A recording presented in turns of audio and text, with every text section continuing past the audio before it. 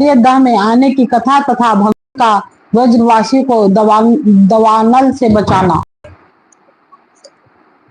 राजा परीक्षित ने पूछा, भगवान कालिये नाग ने नागों का नाश स्थान रमणक द्वीपों को क्यों छोड़ा था और उस अकेले ने ही गरुड़ जी का कौन सा अपराध किया था? श्री सुखदेव जी ने कहा कि परीक्षित, पूर्व काल में गरुड़ जी को उपहार स्वरूप प्राप्त होने वाले सर्पों ने यह नियम कर लिया था कि प्रत्येक मास में निर्दिष्ट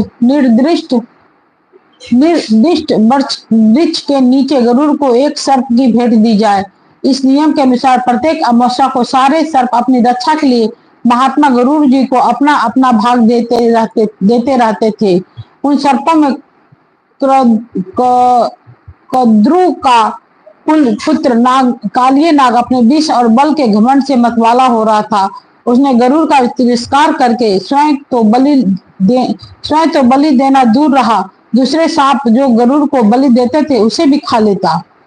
परीक्षित, यह सुनकर भगवान के प्यारे पार्षद शक्तिशाली गरुड़ को बड़ा क्रोध आया, इसलिए उन्होंने कालिये नाग को मार डालने के विचार से बड़े वेग से उस पर आक्रमण किया। विस्तर कालिये नाग ने जब देखा कि गरुड़ बड़े वेग से मुझ पर आक्रमण करने आ रहे हैं, तब अपने 101 फन फैलाकर डसने के लिए उन पर टूट पड़ा। उसके पास शस्त्र थे, केवल दांत, इसलिए उसने दांतों से गरुड़ जी को डस लिया।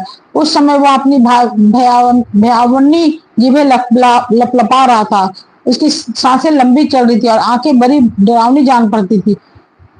ताक्षर नंदन गरुड़ जी विष्णु भगवान के वाहन है और उनका वेग तथा पराक्रम भी अतुलनीय है। कालिये नाग की यह ढिठाई देखकर उनका क्रोध और भी बढ़ गया। उन्होंने उसे अपने शरीर से झटक कर दूर फेंक दिया एवं सुनहले बाएं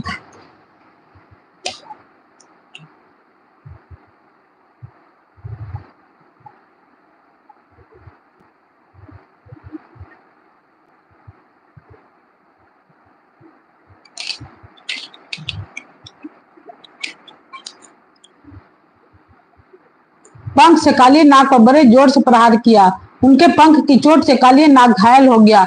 वह घबराकर वहां से भागा और यमुना जी के इस कुंड में चला आया। यमुना जी का यह कुंड गरुड़ के लिए अगम्य था, साथ ही वह इतना गहरा था कि उसमें दूसरे लोग भी नहीं जा सकते थे।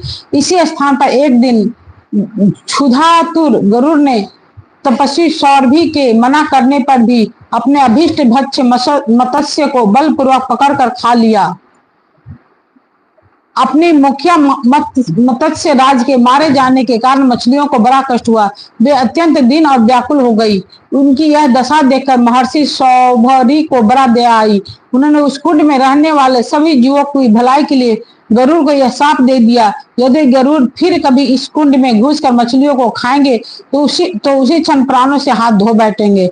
मैं यह बात सत्य सत्य कहता हूँ। परीक्षित, महर्षि सौभरी के इस शाप की बात कालिये नाग के सिवा और कोई सांप नहीं जानता था, इसलिए वह गरुड़ के भय से वहां रहने लगा था।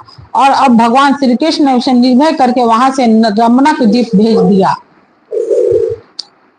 परीक्षित, इधर भगवान श्री कृष्ण दिव्य माला, गंध, वस्त्र, महामूल्य मणि और सुवर्णमय आभूषणों से विभूषित हो उस कुंड से बाहर निकले। उनको देखकर सब के सब ब्रजवासी इस प्रकार उठ खड़े हुए जैसे प्राणों को पाकर इंद्रियां सचेत हो जाती है। सभी गोपों का हृदय आनंद से भर गया। वे बड़े प्रेम और प्रसन्नता से अपने कन्हैया को हृदय से लगाने लगे। परीक्षित, यशोदा रानी, रोहिणी जी, नंद बाबा, गोपी और गोप सभी श्री कृष्ण को पाकर सचेत हो गए। उनका मनोरथ सफल हो गया। बलराम जी तो भगवान का प्रभाव जानते ही थे। वे श्री कृष्ण को हृदय से लगाकर हंसने लगे। पर्वत, वृक्ष, गाय, बैल, बछड़े सब के सब आनंद मग्न हो गए।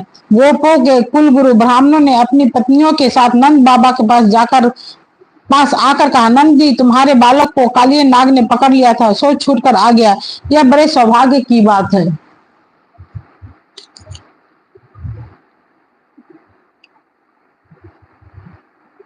श्री कृष्ण के मृत्यु के मुख से लौट कर आने के उपलक्ष्य में तुम ब्राह्मणों को दान दो। परीक्षित, ब्राह्मण की बात सुनकर नंद बाबा को बड़ी प्रसन्नता हुई। उन्होंने बहुत सा सोना और गौवें ब्राह्मणों को दी। परम सौभाग्यवती देवी यशोदा ने भी काल के गाल से बचे हुए अपने लाल को गोद में लेकर हृदय से चिपका लिया। उनकी आंखों से आनंद के आंसू